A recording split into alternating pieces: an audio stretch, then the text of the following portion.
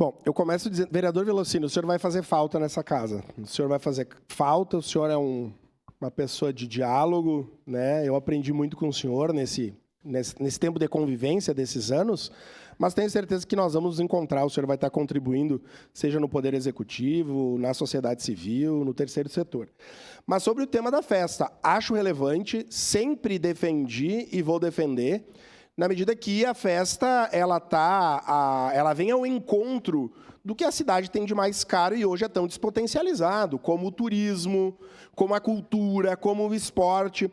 Então, essa casa tem compromisso.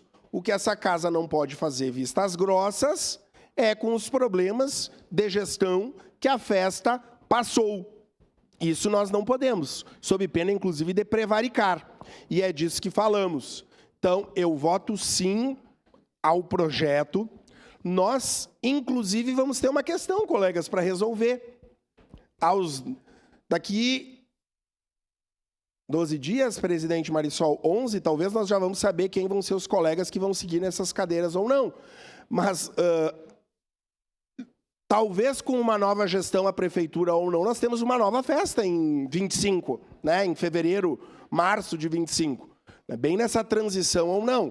E vai ser nós que vamos definir se tem que ter aporte de recurso ou não. Né? Os vereadores reeleitos, né? Ou novos vereadores. Por isso que a festa é tão importante.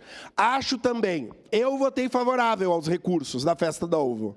Agora, é difícil explicar para a população.